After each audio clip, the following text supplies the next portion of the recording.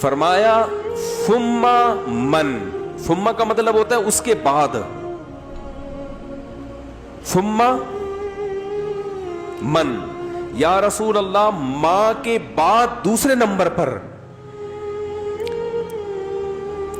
میٹھے انداز سے، اچھے انداز سے بات کرنا کس کا حق ہے کہ میں اس سے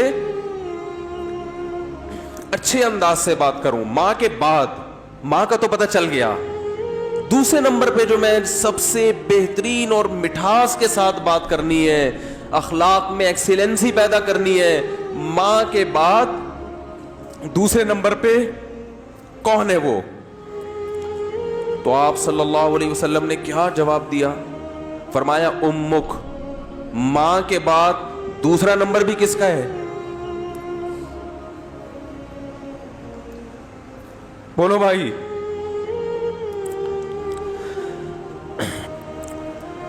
صحابی نے پھر پوچھا یا رسول اللہ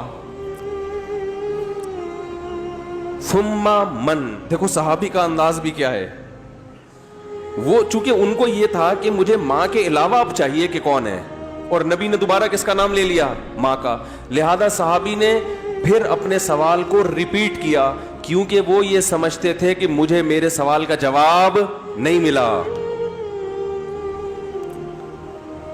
تو انہوں نے تیسری دفعہ پوچھا یا رسول اللہ ثم من،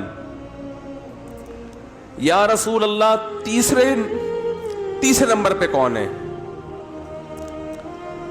تو آپ صلی اللہ علیہ وسلم نے فرمایا امک، تیسرے پہ بھی کون ہے؟ بولو بھائی، یہ ہے ویمن رائٹس۔ یہ کیا ہے؟ یہ جو بے شرم لوگ حقوق نسواں اور عورتوں کے حقوق کے نام پہ الو بنا رہے ہیں نا، ان کی باتوں میں مت آیا کرو۔ ان کا مقصد صرف عورت کو کپڑوں سے آزاد کرنا ہے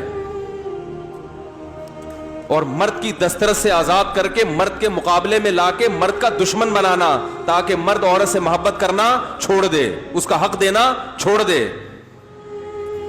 تمہیں اسلام نے عورت کے جو حقوق بیان کیے ہیں، اس کے بعد ہمیں کسی اور سے عورت کے حقوق کو سمجھنے کی ضرورت نہیں ہے۔ ہمیں کسی لبرل سے، کسی حکومت سے، کسی ویمن رائٹ سے، کسی سے ہمیں سمجھنے کی ضرورت نہیں ہے۔ ہمیں اسلام نے بتا دیا ہے کہ ماں کے روپ میں عورت کا کیا حق ہے، بیوی کے روپ میں عورت کا کیا حق ہے، کہ بیٹی کے روپ میں عورت کا کیا حق ہے، بہن کے روپ میں عورت کا کیا حق ہے۔ اور یہ جو لبرل لوگ ہیں یہ صرف گرل فرینڈ کے حقوق جانتے ہیں، گرل فرینڈ سسٹم معاشرے میں لانا چاہتے ہیں، تمہیں درندہ بنانا چاہتے ہیں، تمہیں زانی بنانا چاہتے ہیں، تمہیں بدکار بنانا چاہتے ہیں۔ ان کا کوئی فیملی سسٹم نہیں ہے۔ جو قوم نکاح کی قائل نہ ہو ان کے ہاں ماں بہن بیٹیاں ہوتی ہیں۔ ماں بہن بیٹی، بھابھی چچی خالہ ممانی مامی پھپھی، یہ رشتے تو شادی بیاہ کے نتیجے میں وجود میں آتے ہیں۔ اولاد ہوتی ہے تو یہ رشتے وجود میں آتے ہیں، پھر ان رشتوں کا پاس رکھنے کا حکم دیا گیا ہے۔ جن قوموں میں ہر رشتے ہی نہیں ہے، تم ان سے سیکھ رہے ہو کہ عورت کے حقوق ہمیں بتاؤ۔ تو آپ صلی اللہ علیہ وسلم نے کیا فرمایا؟ تیسرے نمبر پہ کس کا حق ہے؟ بولو بھائی، ماں کا۔